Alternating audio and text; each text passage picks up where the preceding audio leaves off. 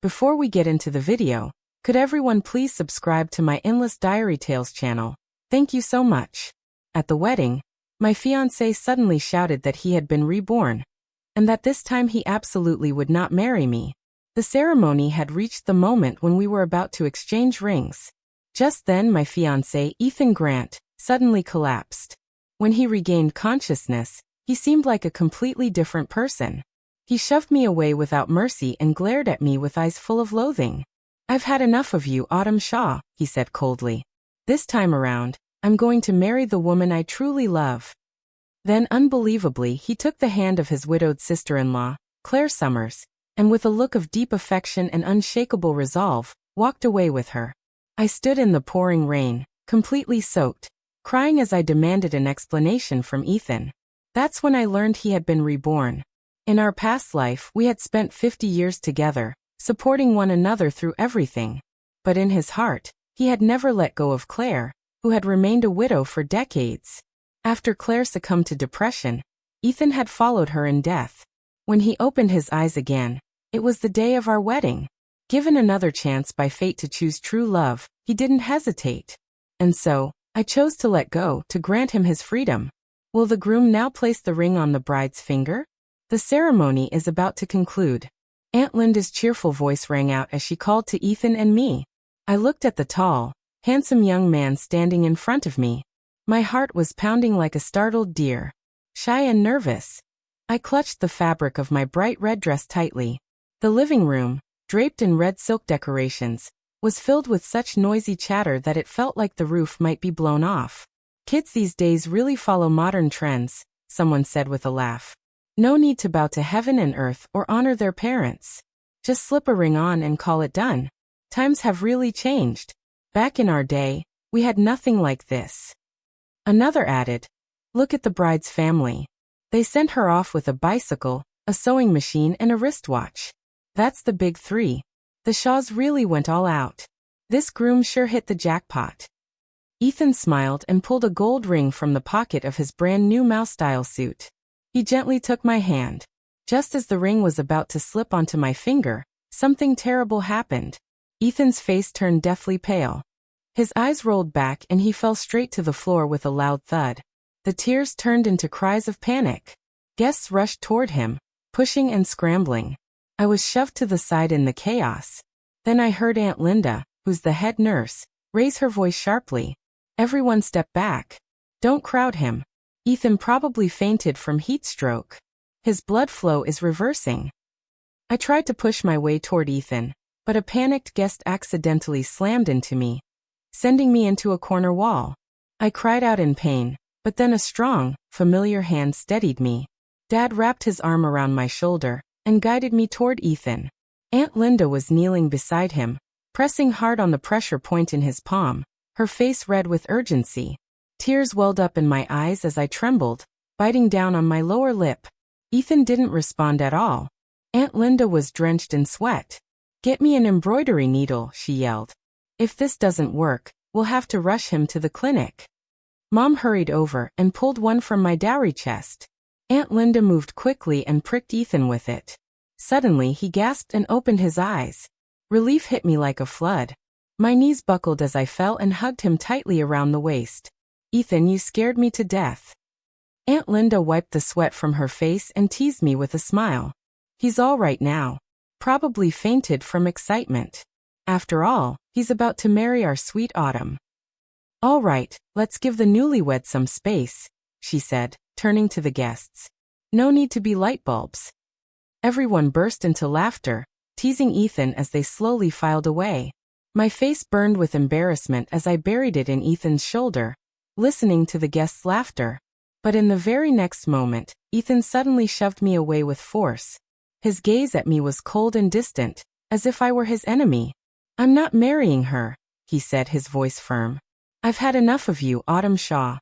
In this life, I'm going to marry the woman I truly love." I crashed to the hard, cold floor, stunned and breathless, as his words struck me like lightning. And then Ethan dropped a final devastating blow. "The one I've always loved is Claire Summers. I want to be with her. I want to make her my wife." The moment Ethan said those words, the entire room froze. Relatives widened their eyes in shock while coworkers and friends, still unaware of what was going on, started whispering, "Who's Claire Summers?" Ethan didn't speak again. Instead, he answered with action. He pushed past the stunned crowd and walked straight toward the woman standing in the corner, holding a child in her arms. Without hesitation, he reached out and firmly took her hand. I watched helplessly as the gold ring meant for me slipped onto Claire Summers's ring finger.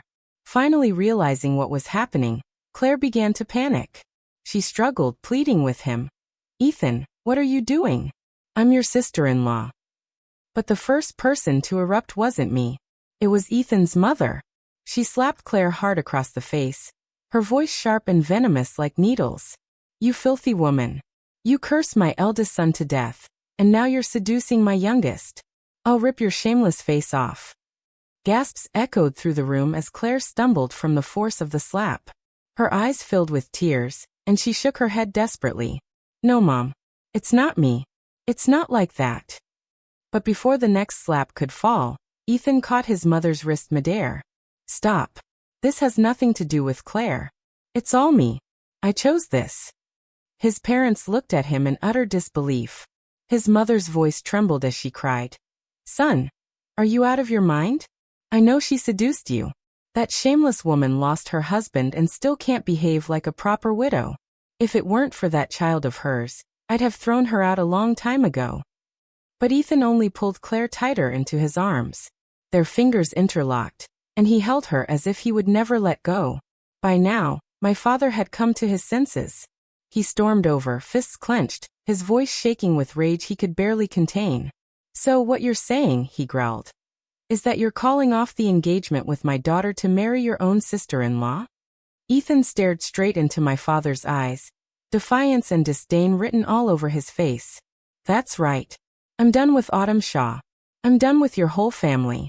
Don't think you're anything special just because you served in the military and have some money. I, Ethan Grant, built my life with my own hands." Before he could finish, a sharp slap landed squarely on his cheek. His father, red-faced and shaking with fury, grabbed him by the collar and punched him hard in the gut. "You ungrateful disgrace. What nonsense are you spewing? Apologize to Uncle Shaw and Autumn right now." Ethan staggered from the blow, blood trickling from the corner of his mouth, but he just wiped it away casually and sneered. "What are you so afraid of, Dad? For a little money, we've bowed and scraped to the Shaws, and now you're trying to force me to marry Autumn Shaw. Who do you think the Shaws are anyway? I'll surpass them 10,000 times over. I'm not going to humiliate myself or Claire just to please them." His father's hands trembled as he pointed at his son, unable to get a single word out. Then with a shout, he clutched his chest and collapsed. The guests screamed in shock and rushed toward him. But Ethan didn't even look back. He simply held Claire's hand and walked out with her. And just like that, what was supposed to be a joyful wedding descended into chaos and disgrace. Back at home, I buried my face into the bright red bedding embroidered with a pair of wedding mandarin ducks. I pounded my fists into it, soaking the pillow with my tears. Mom sat beside me, wrapping her arms around me gently as she tried to soothe me. "Ethan must have lost his mind for a moment. He's always been so good to you. How could he possibly not marry you?" Outside, the sky broke open with a thunderstorm. The rumble of thunder and flashes of lightning felt like they were splitting my chest wide open. From the moment we met, Ethan had always treated me with care and affection. How could he turn on me like this all of a sudden? Something must have happened. I couldn't just hand over my fiancé like that. Not without knowing why. I pulled free from Mom's arms, ran out the door into the storm, and made my way straight to the Grant household. I hadn't even reached the front gate when, through the curtain of heavy rain, I saw two figures kneeling in the mud. Claire was pale as a ghost, her tears mixing with the rain. "Ethan," she choked. "Please let's stop this. Maybe we were never meant to be in this lifetime." But Ethan only pulled her tightly into his embrace. Ethan clung tightly to Claire, trembling as he whispered, "Claire, I already lost you once. I won't let go this time no matter what. Don't worry about my parents. I'll talk to them." Claire pushed him away, her expression flickering with hesitation. "But Ethan, your city residency permit was arranged through their connections." Ethan let out a cold laugh, his face darkening as he revealed the truth. Claire, you may not believe me, but I'm not making this up. I've been reborn. In my past life, I was forced to marry Autumn Shaw because of so-called status and ambition. I was miserable for 50 whole years. Now heaven has given me a chance to come back and fix my mistakes. That city permit means nothing to me. My future is in my own hands. I don't care if it's the Shaw family or 100 other families. They mean nothing. You and your son can get ready to live a good life.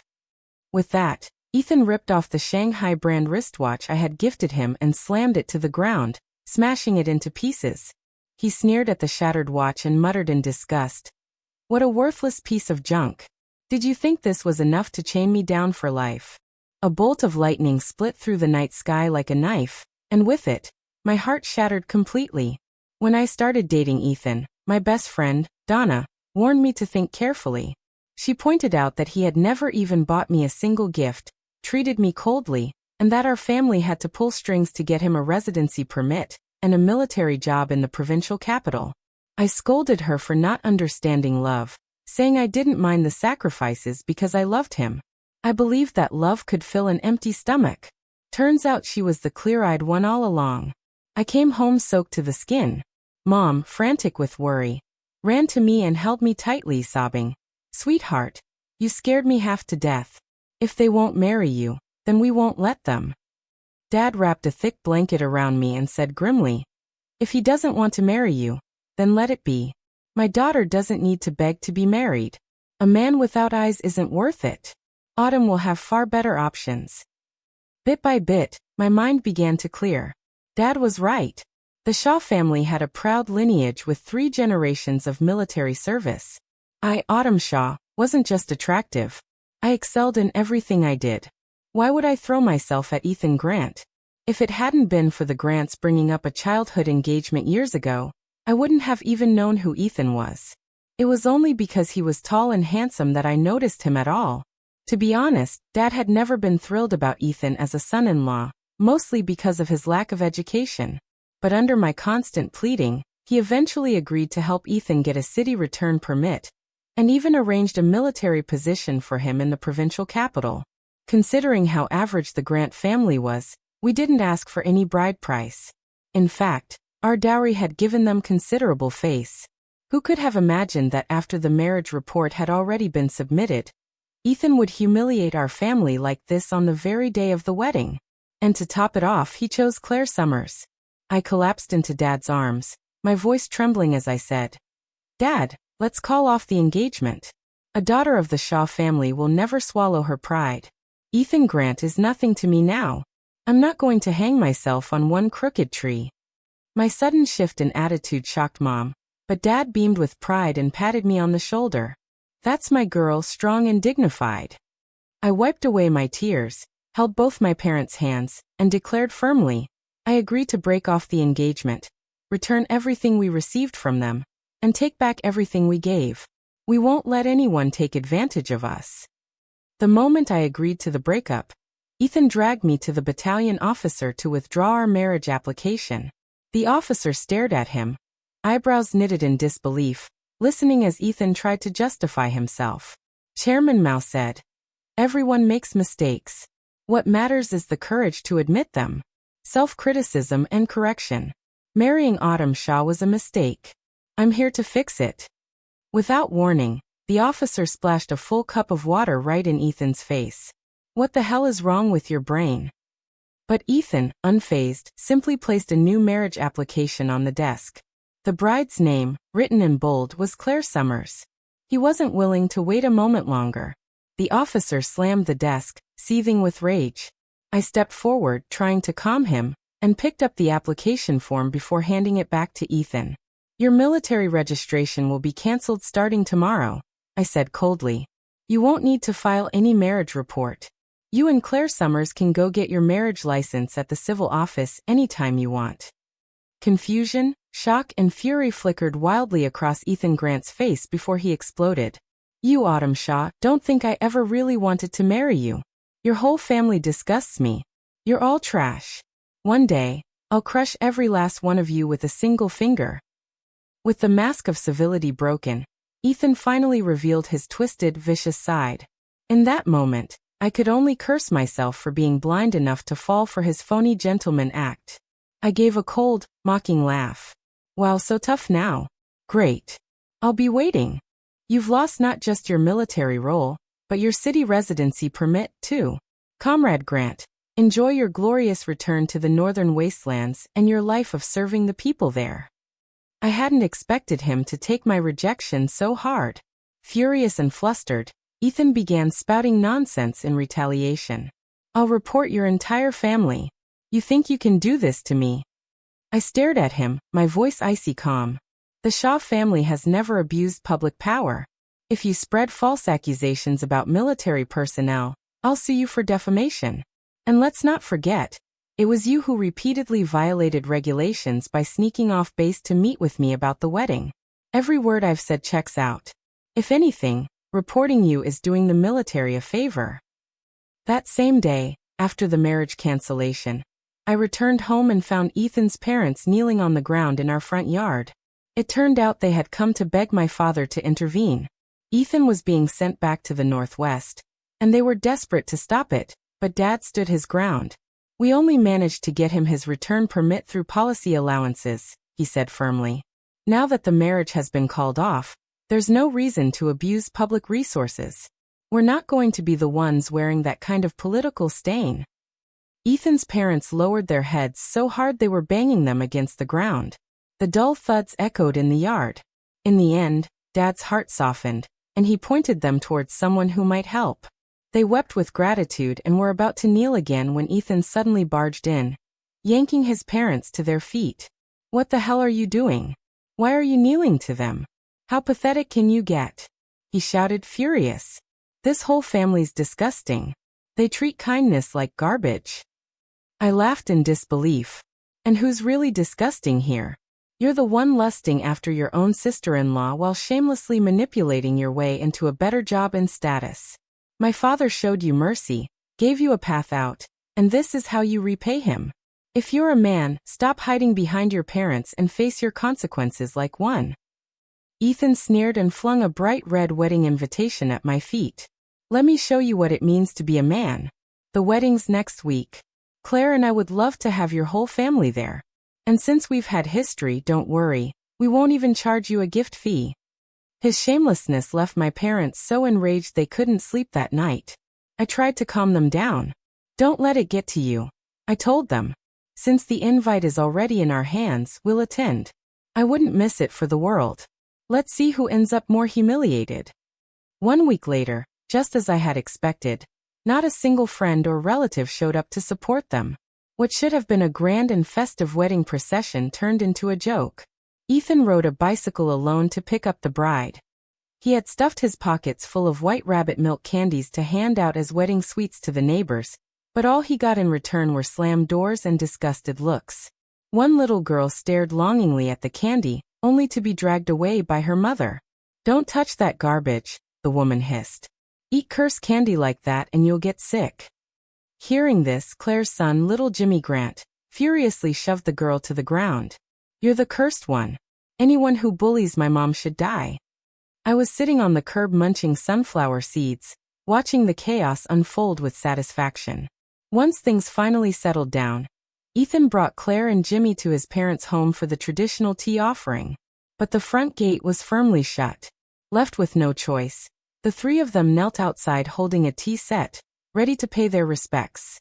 Claire had just managed to call out, "Mom," when Ethan's mother appeared at the doorway. Without saying a word, she grabbed the teacup and smashed it straight into Claire's face. Get out of my sight. You make me sick. You think you're part of this family? The Grant family will never accept a shameless woman like you as a daughter-in-law. Get lost. Ethan tried to defend her, but his mother held him back tightly. All he could do was watch helplessly as Claire, her face soaked in tea and shame, scrambled away, only to run right into me, standing at the street corner enjoying the show. In a fit of rage, Claire smacked the sunflower seeds out of my hand. Claire's face twisted with rage. Autumn Shaw, you came here just to laugh at me, didn't you? I curled my lips into a cold smile. Old classmate, You had the nerve to send me an invitation. How could I not come offer my congratulations? Claire and I had gone to school together. I'd caught her a few times being overly intimate with different men. She believed I was targeting her on purpose and held a grudge ever since. Later, she married early and we had no further contact. I never imagined that the next time we crossed paths, she would be my fiancé's widowed sister-in-law. Claire glared at me, her anger quickly giving way to smugness. You're just jealous because I'm prettier than you and more popular with men. I only had to lift a finger to seduce Ethan Grant, and he was ready to dump you, his fiancé, to marry me, a widow with a kid. You lost, huh? I couldn't help thinking how perfectly matched she and Ethan were, both so blindly arrogant. Maybe it was a good thing I lost. Otherwise, I would have ended up marrying someone as stupid as Ethan Grant. A man so foolish he thought I only had eyes for him. Not realizing that before he even finished his rural assignment, Claire had already been sleeping around with 4 or 5 men. She only married Ethan's older brother because she was pregnant and needed a reliable husband to cover it up. Claire's mouth dropped open in horror. She stammered, You're lying. You couldn't know that. But I had seen her with those men myself. Then I found out she had shown up at the Grant household with a pregnant belly. It didn't take much effort to piece it all together. I rolled my eyes and turned to leave. Suddenly, someone shoved me hard from behind. My ankle twisted and I collapsed to the ground. Claire's son, little Jimmy, came charging at me with fists and kicks, screaming, Bad lady, evil woman. You bullied my mom. I'll kill you. At the same moment, Claire's gaze shifted to my injured foot. A vicious glint flashed in her eyes. Using Jimmy as a cover, she stomped down hard on my twisted ankle. I screamed in agony, only to be shoved with full force into the street. From around the corner, a car came flying straight toward me. At the moment of impact, when metal crushed into flesh, pain exploded in my head like fire, and with it, a torrent of memories came flooding back. The 50 years I had spent married to Ethan Grant. Claire and her son had lived next door to us for decades. Out of kindness, I always looked after them. Whenever we had anything good, I made sure to set some aside for them. I couldn't have children of my own, so I treated Jimmy like my own son, showering him with love and attention. He was a poor child who had lost his father young. I wanted to give him something close to a real family. Everything unraveled at our 50th wedding anniversary celebration. The big screen was playing a slideshow of Ethan and me over the years, our most intimate moments. But Claire suddenly burst out of the hotel crying. She was hit by a car and ended up in a coma, a vegetable for the rest of her life. Yet the person who was most heartbroken wasn't her son. It was Ethan. He sat by Claire's hospital bed, holding her hand lovingly. Then he turned to me, cold and resolute, and demanded a divorce. I want to marry Claire. Even if she's gone, I want to send her off as her husband.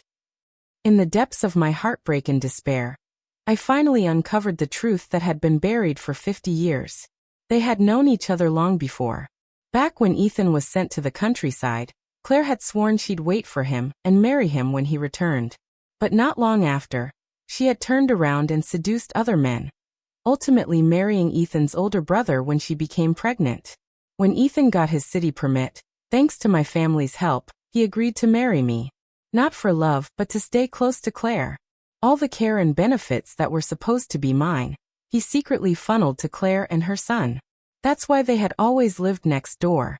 It had all been part of Ethan's carefully laid plan.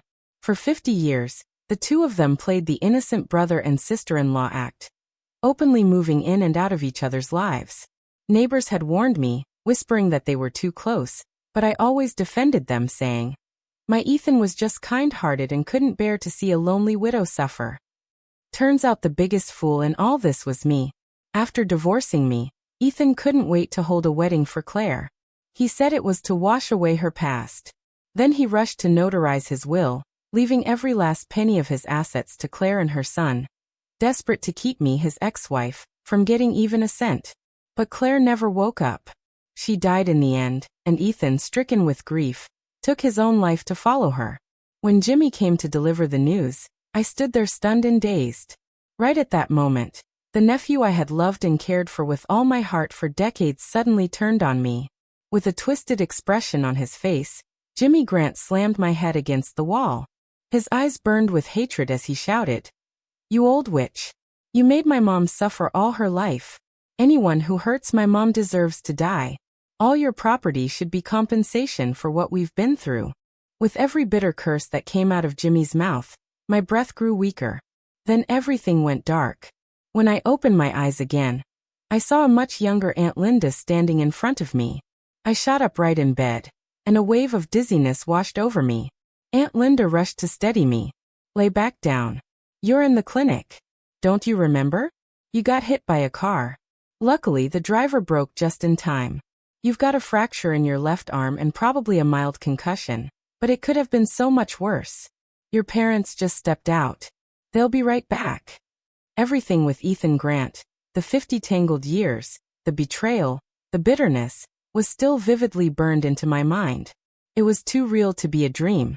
And then I remembered what Ethan had once told Claire, that he had come back from a past life. Suddenly it all made sense. After being strangled by Jimmy, I had come back too. My thoughts were in chaos when the door creaked open. But instead of Mom and Dad, a young man stepped in, one I found strangely familiar. He was carrying a bag of fruit and canned peaches, his handsome face full of guilt. I stared at him, unable to look away. My gaze was so intense that his cheeks turned pink. Embarrassed, he scratched his head, then casually sat down beside me and opened a can. "You gave me quite a scare. You suddenly fell out into the street like that. I barely hit the brakes in time. You must be starving. Want something to eat." That's when I realized this must be the driver who almost hit me. There was something oddly familiar about his voice and mannerisms. I couldn't stop myself from asking, "Do we know each other?" He blinked in surprise, then smiled bashfully. "Autumn Shaw, don't you remember me? We used to live in the same courtyard as kids." He paused for a second, then muttered awkwardly, "I'm a little chubby." I gasped, "You're that little chubby?" I stared at him in disbelief. The pudgy little boy I remembered had grown into a tall, handsome man. 10 years ago, his family moved away after his dad got transferred for work. We'd lost touch completely after that. "I'm really sorry," he said sincerely. "I didn't mean to hurt you. I feel awful you ended up in the hospital because of me." I waved him off. "It's nothing. Don't worry about it." In the back of my mind, I tried to comfort myself, too. As the old saying goes, a blessing may come in disguise. Without that car accident, I might never have awakened. I would have stumbled through this second chance just as blindly as the last. Now that I knew I had been reborn, I also understood what I had given up in my past life for Ethan Grant, the man who betrayed me so completely. 2 years ago, when college entrance exams were reinstated, I gave up my education just to support Ethan's career. I poured myself into being a model military wife, and I wasted 50 of my best years in the kitchen, buried under chores and duty. Meanwhile, China's reforms had sparked massive change, and I missed it all. But not this time. This life, I was going to seize every opportunity and reshape my future. While I was in the hospital, Jiaming Shu came to see me more often than even my parents. As we got to know each other again, I learned that he had passed the college entrance exam the very first year it was reintroduced. He had been admitted to the National Defense University, and was now a proud officer in the PLA. The more he shared stories of campus life and military training, the deeper my regret became. How could I have been so foolish, giving up my future for a man? Thank God I still had time to change things. For a week, I tossed and turned every night, overwhelmed with thoughts and unable to sleep. Then one day, I blurted out to Jiaming out of nowhere, "Do you think I could build rockets?" He paused for a second, his paring knife halting mid-slice. He lowered his head and quietly continued peeling the apple. When he was done, he placed the whole fruit gently in my hand. Then he looked straight into my eyes and said with steady conviction, "If you have a dream, there's nothing you can't do." After that, he flicked my forehead lightly with a grin. "The Autumn Shaw I remember. She wasn't afraid of anything. You were tougher than the boys back then," Jiaming Shu said with a teasing smile. "What happened? Lost your nerve?" My heart skipped a beat. A rush of heat surged to my cheeks. I suddenly felt too warm to meet his gaze. Jiaming didn't say anything more. It felt like he was giving me space to think, to decide. I nibbled quietly at the apple he had peeled for me, 1,000 thoughts swirling in my mind. I had never been like other girls. Growing up, I was always a bit of a tomboy, following Dad around the military base, rolling in the dirt, playing rough. I was especially obsessed with weapons and mechanical equipment. I still remember the day the Dongfang Hongwan satellite launched. I was just a kid sitting in front of the TV, crying tears of joy. Even then, a seed of space exploration had quietly taken root in my heart. But as I grew older, more and more voices told me otherwise. A girl's life was supposed to follow a certain pattern. Settle down, get married at the right time, live quietly and respectably. Then I met Ethan Grant. I let myself be swept along, brainwashed into thinking that I should follow him, live a normal, ordinary life. But I'm not that girl anymore. I know now that my country's future is full of promise, and individuals like me can ride that wave of change toward a brighter destiny. As long as I'm willing, I can carve out a dazzling path for myself. My fingers trembled slightly as they clutched the bed sheet. My eyes grew hot. When I looked up, I found Jamming's gaze already locked on mine, quiet, radiant, and full of light. The smile at the corner of his lips deepened into a dimple. I know a great prep course, he offered. Once you're discharged this afternoon, I'll take you to register. We were in sync without saying another word. Outside the hospital, just as I climbed onto the back seat of Jamming's bicycle, someone yanked me back hard. It was Ethan Grant. His face twisted with displeasure as he glared at Jamming. You're injured from a car accident, and you're out here riding around with him. Who is this guy? I yanked my hand free and looked at him coolly. It's none of your business. Ethan's eyes scanned Jamming up and down with disdain. Then he sneered. Well, that didn't take long. Barely a few days after breaking off the engagement, and you've already got yourself a new man. Claire was right. You're nothing but a loose woman. Before he could finish, I slapped him hard across the face.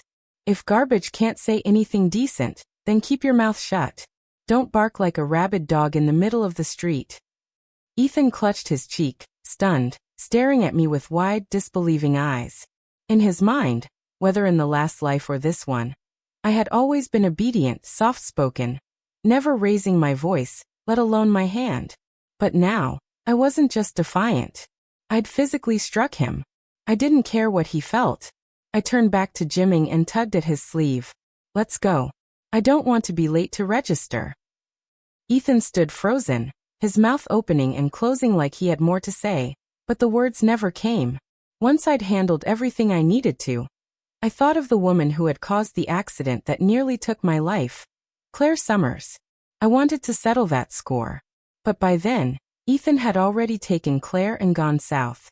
They had moved to Shun City, a place on the brink of economic explosion. Of course, Ethan, reborn with knowledge of what was coming, wouldn't let that opportunity pass. No wonder he'd so proudly claimed the Shaw family meant nothing to him. But that was fine. We were done. Let him take his golden road while I crossed my narrow bridge. Time flew by. For a full year, I threw myself into my studies with all my strength. I poured my heart and soul into preparing for the college entrance exam. Heaven rewards those who work hard. The next year I passed. Though I didn't make it into my dream aerospace program, I was accepted into Capital University to study mechanical engineering. After graduation, I joined the Railway Research Institute. That's where I began my work in high-speed rail development. I devoted more than a decade of my life to that field. Years of blood, sweat, and relentless dedication. And finally, at the dawn of the new century, China's very first domestically built high-speed train rolled out.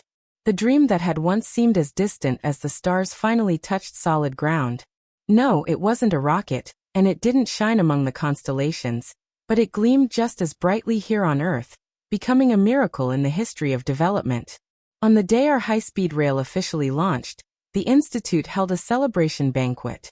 They awarded me the title of Engineer of the Year. As I stood on stage, tears filled my eyes. Every drop of sweat I had shed over the years had been worth it. It had been so long since I'd had a sip of alcohol. After a few drinks, I started feeling lightheaded. I stepped out into the hotel garden for some fresh air. Not long after, I heard footsteps behind me. Someone grabbed my arm and spun me around. It's really you, Autumn. I instinctively jerked away from the unfamiliar touch and stepped back, studying the man in front of me. He looked vaguely familiar, but I couldn't quite place him. He stepped in closer, reaching out like he wanted to touch my face. I angrily shoved his hand away. Who the hell are you? Are you crazy? Touch me again and I'll report you for sexual harassment. His hand froze midair. His eyes dimmed as he looked at me. Autumn Shaw, you haven't been doing well these past years, have you? He said softly. It's my fault. I let you down back then. This is all on me. Let me make it up to you. What the hell was he talking about? I had spent the past decade pouring myself into high-speed rail research, long days in the sun and wind, countless nights under fluorescent lights. My skin had roughened, yes, but I carried a dream bigger than beauty. I didn't have time to worry about appearances, and to be honest, my life had never been better. As I scoffed inwardly, a cool breeze blew through the garden, clearing my head. Under the dim garden lights, I finally saw his face clearly. Ethan Grant. I burst out laughing. Oh, please get lost. I'm doing great. He only pursed his lips, stepping closer again, trying to grab at me. Don't act tough, Autumn. I know you still think about me. After all, we were once husband and wife. Just let me. He didn't get to finish. A small, determined voice cut in. Don't touch my mom. A tiny figure burst out from the shadows, arms outstretched, shielding me with her body. Ethan froze, completely stunned. Autumn, you adopted a child. My daughter Rosie stomped her foot and pointed straight at him, shouting, You liar. I'm not adopted. I'm my mom's real daughter. Everyone says I look just like her. Only then did Ethan really look at Rosie. Her face so much like mine. Her features a near-perfect copy. He stumbled back 2 steps, his face draining of color. That's not possible. You couldn't have children. I pulled Rosie behind me, my voice flat and cold. For 50 years I couldn't get pregnant. Your parents always said it was my fault. But now look, I'm fine. My daughter is healthy. The only one who's sick is you. The words hung in the air like ice carried on the wind and swept into Ethan's hollow mind. Autumn Shaw was reborn too. The realization hit him like a hand around his throat, leaving him unable to breathe. Just then, a tall figure walked into the garden and wrapped his arm around my shoulder. His voice was gentle. Babe, it's cold out here. You and Rosie should come back inside. The 2 men locked eyes. A flicker of rage and frustration flashed through Ethan's gaze, but Jaming Shu merely glanced at him with indifference. He took Rose's hand and held me close, guiding us toward the hotel doors. I didn't spare Ethan a single look as we walked away together, wrapped in my husband's warm embrace. Later that night, Ethan returned home in silence. It was already past midnight. Claire was sitting in the living room, cradling a baby. The moment she saw him, she exploded, rushing at him with a barrage of accusations. I'm done with this. Where the hell were you this time? Don't you dare say it was some business dinner. I asked your secretary. It ended at 10 o'clock. She shoved and slapped at him in fury. But Ethan didn't react. His expression didn't even flicker. The living room lights were off. In the dim shadows, his face looked almost inhuman. He didn't speak. He just stared, eyes fixed on the baby in her arms. His voice, when it came, was so cold it cut like ice. Whose child is this? Claire froze. Her body trembled for a second, but she quickly masked it, gently rocking the baby in her arms before looking up at him. Claire's voice softened just slightly. Why are you acting crazy in the middle of the night? I went through IVF at 40 to give the Grant family a son. I almost died doing it. If that's not an achievement, it's at least something. You're always so busy with work. You don't even help with the baby. And now you're standing here accusing me like I'm a criminal. With that, she shoved the baby into Ethan's arms and stared at him with resentment. Ethan instinctively held the small, soft baby carefully in his arms. His heart softened along with it. This was what he had longed for over 2 lifetimes, a child of his own flesh and blood. A dream come true. But then Claire reached into his coat pocket and pulled out a business card from the Railway Research Institute. In a flash, Ethan lost it. He lunged at Claire, slapping the card out of her hand. So that's where you went? You met with your old lover, didn't you? Was it that Autumn Shaw who said something to you? Is that why you're acting crazy tonight? You're disgusting. Eating from one bowl while eyeing another. He looked at the woman in front of him, scratching and hitting him like a maniac. But instead of retaliating, he just stood there exhausted. Why had it all been so beautiful when they were 15? Why had he held on to Claire's image for an entire lifetime? In the last life, they had suffered and waited in silence. Whenever Ethan felt trapped in the misery of his marriage, it was Claire's gentle presence that had comforted him. So why had this life turned out like this? Was this bitter, paranoid, vicious woman really the person he had wanted to spend a lifetime with? The baby woke up from the commotion and started wailing loudly. Ethan finally snapped. He kicked Claire aside and stormed into the bedroom with the baby in his arms, gently singing to soothe the infant to sleep. As he looked at the baby's quiet, peaceful face, my words echoed in his mind. The only one who's sick is you. In the past, he had looked at the child and felt an undeniable connection. But now, no matter how he tried, he couldn't find a single familiar feature. Finally, at the break of dawn, he cut a small lock of the baby's hair. Meanwhile, our original plan had been to stay in Shin City for just a month. Once the high-speed rail testing was completed, we were supposed to return to Beijing. But plans never keep up with life. Jiming Shu had injured his shoulder again while rescuing a drowning boy. An old wound aggravated by the strain. While he was getting checked out in the hospital, I sat in the hallway, my thoughts drifting back 20 years. Before I got together with Gming, I had hesitated. I had desperately tried to recall anything I could about his fate from my past life. But after I married Ethan Grant, we'd moved to another city. I had gradually lost touch with everyone from the old compound, and there wasn't much news. All I remembered was something Dad once said in passing. The Shu family's boy. He was buried under the national flag. Such a good kid. It's a shame his parents had to bury their own son. I had known even then that he was fated for disaster at age 30. Yet when Jiming stood in front of me holding his second-class merit medal, eyes full of hope as he proposed, I still choked up and nodded without hesitation. It was Jiaming's support and encouragement that had helped me rebuild my confidence and chase my dreams again. Since his appearance had changed my life, I believed I could also change his fate. After we got married, I warned him again and again to be extra cautious during every mission. But still, when he turned 30, I got the call. He had been seriously injured while protecting his teammates. He barely made it back alive. I practically forced him to retire and transfer out, demanding that he focus on recovery. This new accident had touched the same old wound. Even though he smiled and told me it was nothing, I couldn't stop crying as I dragged him into the hospital for a full checkup. Then suddenly, a loud argument nearby pulled me out of my thoughts. A man and woman were shouting at each other, voices full of rage. As I stood up, the woman crashed into me. The moment we recognized each other, we both froze in shock. It had been 20 years since I last saw Claire Summers. Her face was red and swollen, her lip cracked and bleeding. She quickly looked away from me and shoved me hard into the wall. Down the hallway, Ethan came charging toward her, his eyes bloodshot and a medical report clenched in his hand. "You filthy whore," he screamed. "Claire Summers, you lying.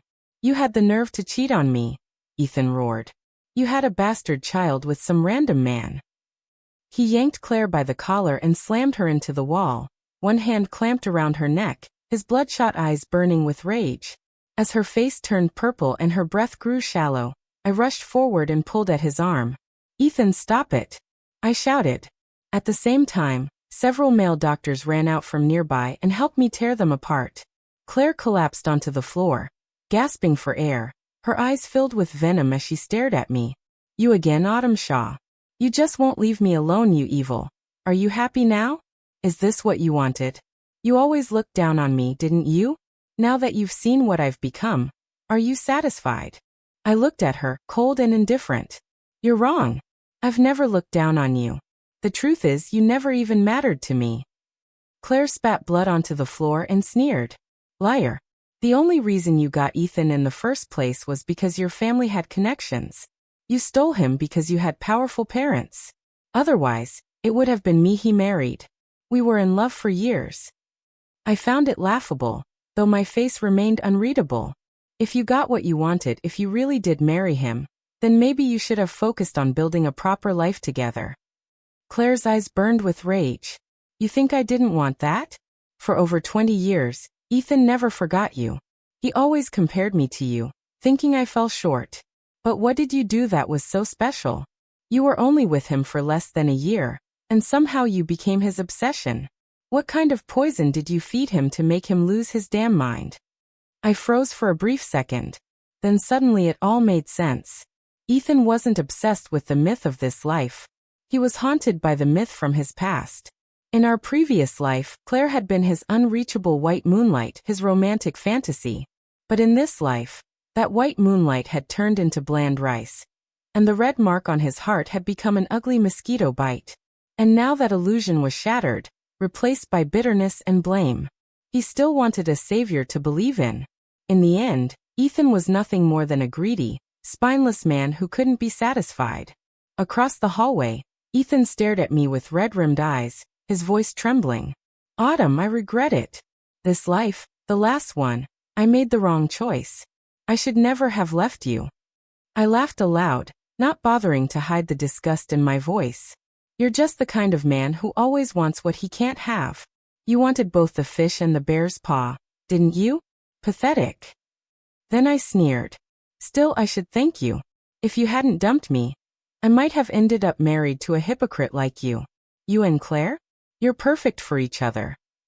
Ethan's face went pale, but it was Claire who lost control. She stomped toward me with fury in her eyes and shoved me hard. You filthy little, flirting with my husband in public. Have you no shame? Someone come judge this madness. This mistress is trying to destroy my family. My husband doesn't even want our child anymore because of her.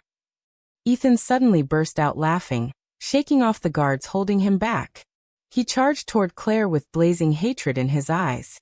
I must have been blind to marry you, you dirty snake. Take your bastard kid and get the hell out of my sight.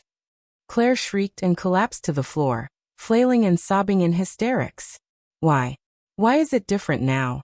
When we got married, I brought Jimmy with me, and you didn't care. You told me you'd love him like your own son. Even without blood ties. What changed? You're a damn hypocrite. Ethan's whole body trembled. His rage exploded, and he started punching and kicking her without restraint. No one could hold him back. How dare you bring up that little bastard? Useless junk, drug addict. He should have died. Claire's blood splattered across the floor, but Ethan didn't stop. His fists kept raining down wild and monstrous. Suddenly, a blaring hospital alarm pierced the chaos. A team of black uniformed officers charged up the stairs. A familiar hand grabbed mine, pulling me out of the madness. I ducked behind Jiaming's shoe, heart racing as I watched the scene spiral. And then a young man burst out from another corridor, screaming at the top of his lungs. He was carrying a fire extinguisher. The crowd turned to look just for a second. And in that moment, the man sprinted toward Ethan with everything he had. The metal fire extinguisher struck his skull with chilling precision. Anyone who bullies my mom should die. Screams erupted all around. Ethan's blood and brain matter spilled across the floor in a grotesque pool. Just as the attacker turned his head, I let out a terrified scream. It was Jimmy Goo.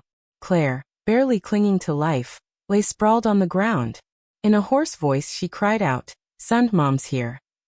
Everyone thought Jimmy might stop when he heard his mother's desperate voice.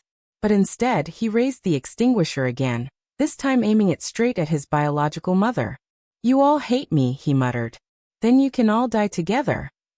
Claire didn't even have time to scream. Her eyes were wide open as she collapsed to the floor. A dark red bloom burst from the center of her forehead, splitting her shocked expression in two. The next moment, a swarm of police officers tackled Jimmy to the ground and cuffed him on the spot. Even as they dragged him away, he kept murmuring to himself, "It's better this way. They're all dead. Let them all die." The bloody tragedy brought the Gu family to complete ruin. Claire died on the spot, her injuries too severe to treat. Ethan, having suffered massive head trauma, was left mentally impaired, nothing more than a shell of the man he once was. And Jimmy, the very son who destroyed them, was declared mentally unstable and sentenced to life in prison. The day the court announced its verdict, our family was preparing to leave Shin City. Jiaming had heard that Ethan couldn't recognize anyone anymore. He just sat there mumbling my name again and again. Do you want to go see him one last time? Jiaming asked me gently. I didn't even lift my head. No, I said firmly. There was nothing left between us. No lingering ties, no point in revisiting a past that had long since been buried. I walked away without a backward glance. I had another journey ahead, a new milestone in the development of the high-speed railway. My sweat and hard work would write the next shining chapter of our country's story.